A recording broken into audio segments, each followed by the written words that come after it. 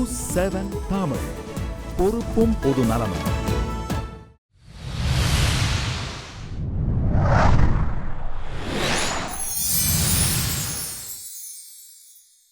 உலகின் ஆதி மொழி நடனம்தான். அந்த நடனத்தில் டாக்டர் பட்டம் பெற்றவர் பரத யோகி பத்மா சுப்பிரமணியம் அவர்கள். நாட்டியத்தையே தான் செய்யும் யாகமாக கருதுபவர். கோவில்களில் உள்ள சிற்பங்களின் முக பாவங்களை பற்றிய ஆய்வுதான் இவருக்கு முனைவர் பட்டம் பெற்று தந்தது. பார்ப்பவர்களை பரவசத்தில் ஆழ்த்தும்படி ராமாயணத்தின் எல்லா கதாபாத்திரங்களையும் நொடிக்கு நொடி மாறி இவர் ஒருவரே ஆடவல்லவர்.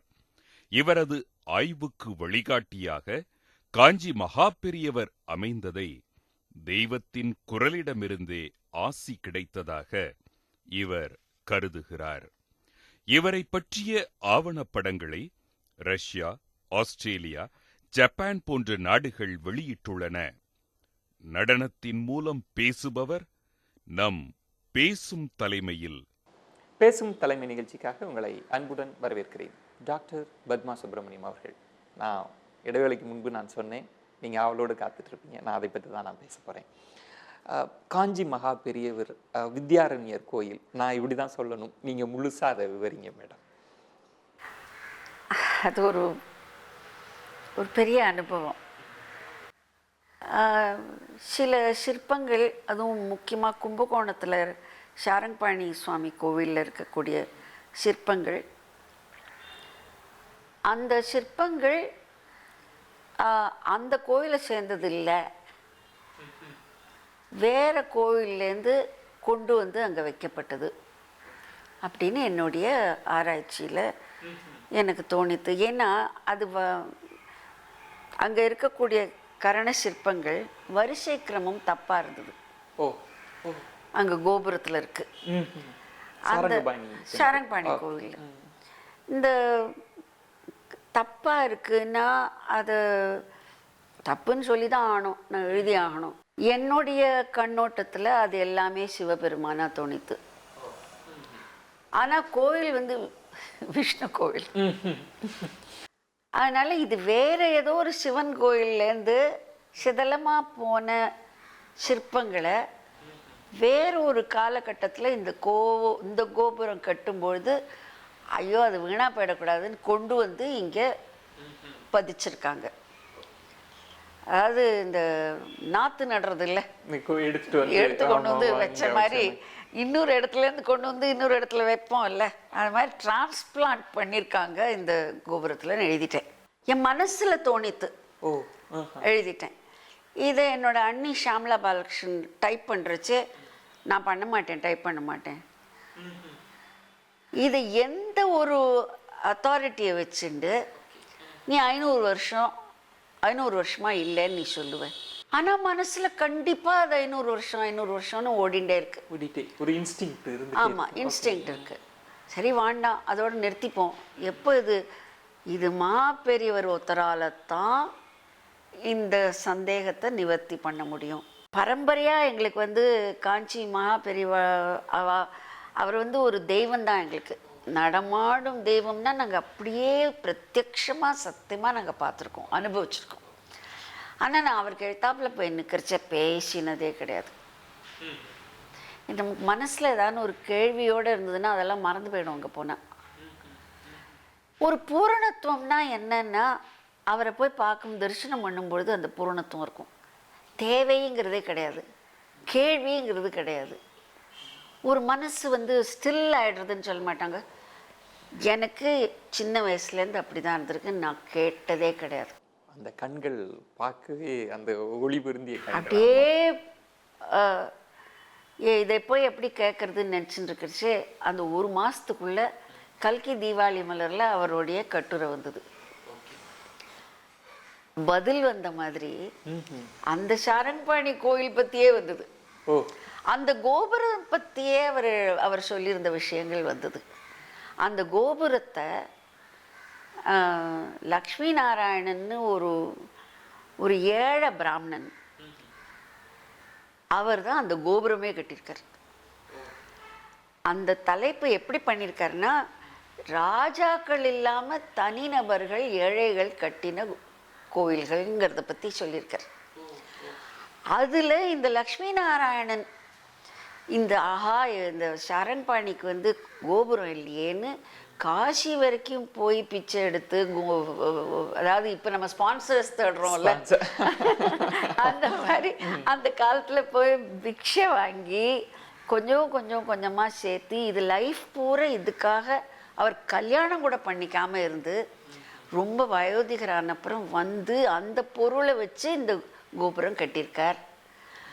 அவர் கட்டியெல்லாம் முடித்தவருக்கு அவர் இறந்து போகிறதுக்கு ராத்திரி பெருமாள் வந்து அந்த அர்ச்சகருடைய சொப்பனத்தில் வந்து, லக்ஷ்மி நாராயணன் நாளைக்கு இறந்து போயிடுவான், அவன் என்னோட புள்ள, என்னோட மகன், அவன் கையிலேருந்து புல்லை வாங்கி, அதாவது ரைட்ஸை வாங்கி என் கையில், நான் அவனுடைய புள்ள, என்னுடைய கையில் புல்லை வச்சு அந்த தர்பையை வாங்கி அந்த ரைட்ஸு எங்கிட்டேருந்து வாங்கி அவனுக்கு தவசம் நீ பண்ணு, அவனுக்கு காரியம் கோயிலில் நடக்கணும்.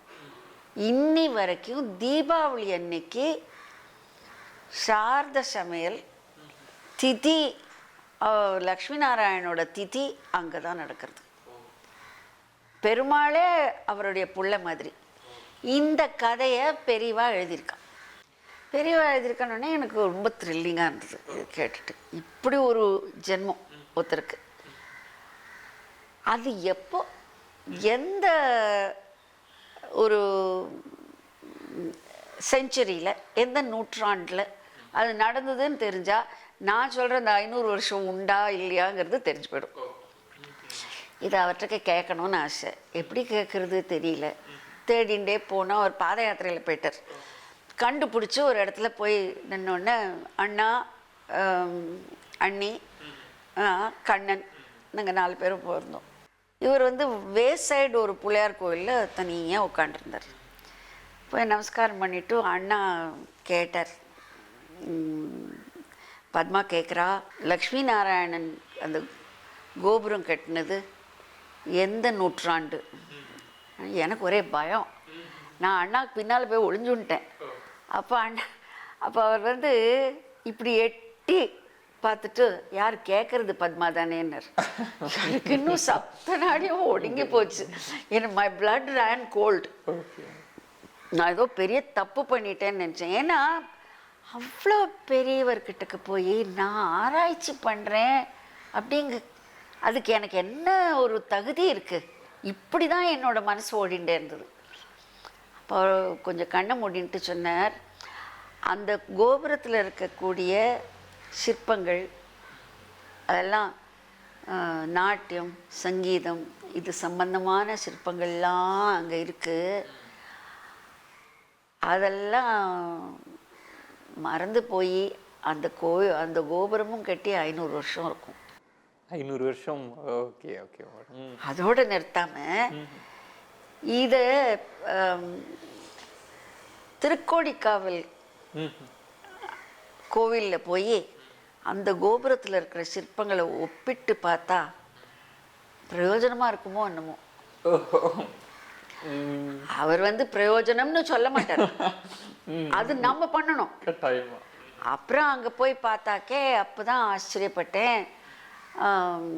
நான் வந்து என்னோட கிருஷ்ணாயத்துபியம் மகா நிகழ்ச்சியில் பெரியாழ்வாரோட பாட்டு இடவனரை இடத்தோடு சாய்த்து, அதில் வந்து அந்த மருண்டு மான்கணங்கள் மேய்கை மறந்துன்னு வரும். இந்த நான் என்ன போதும் எனக்கு இலக்கியத்தில் மகா பைத்தியம். நான் பாடல்கள் எடுக்கும்பொழுது ஆடுறதுக்கு எது நல்லா இருக்குமோ அந்த மாதிரி வரிகளை நான் கோத்துடுவேன். நான் தொகுக்கும் பொழுது முதல் ஸ்டான்ஸாலேருந்து 2 வரி எடுத்துப்பேன், அதுக்கப்புறம் எடுத்துப்பேன். இந்த மாதிரி ஜம்ப் பண்ணி வந்து கலந்து பண்ணுவேன். நான் எந்தெந்த வரி எடுத்துட்டேனோ அந்த வரி மட்டும் அந்த சிவன் கோயிலில் கிருஷ்ணனுடைய சம்பந்தமாக இந்த பெரியாழ்வாரோட பாட்டு அங்கே சித்தரிக்கப்பட்டிருக்கு. பேரலல் கிடச்சிடுத்து பாருங்க. அங்கே விஷ்ணு கோயிலில் சிவன் வாசல்ல, இங்கே சிவன் கோயிலில் விஷ்ணு. அதோடு இல்லாமல் நான் என்னோடய டான்ஸ் அவர் பார்க்கலன்னு ஒரே மனசுக்கு எனக்கு கஷ்டம். நான் பார்த்துன்னு தான் இருக்கேன் பைத்தியமே அப்படின்னு எனக்கு சொன்ன மாதிரி இருந்தது. நான் என்ன நிலையில் நிற்பேனோ, நான் என்ன பண்ணுவேனோ அது அப்படியே அந்த சிற்பங்கள்ங்கிறது.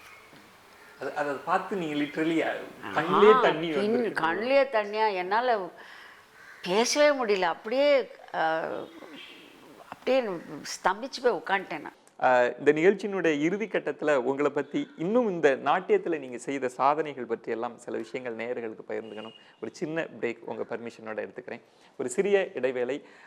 இவர்கள் இந்த நாட்டிய அரங்கத்தில் இவங்களோட பர்ஃபார்மன்ஸ் நிறைய நேயர்களுக்கு தெரிஞ்சிருக்கலாம். ஆனால் புதிதான நேயர்களுக்கு எதுவுமே திட்டமிடாமல் அந்த அந்த சூழலுக்கு ஏற்ப தன்னுடைய அழகான பாவங்களை எல்லாம் காண்பிக்கக்கூடிய ஆற்றல் வாய்ந்தவர் அப்படின்னு நிறைய பேர் பாராட்டியிருக்கிறார்கள். அது பற்றியெல்லாம் வாதிக்கலாமே. ஒரு சிறிய விளம்பர இடைவெளிக்கு பிறகு காத்திருங்கள்.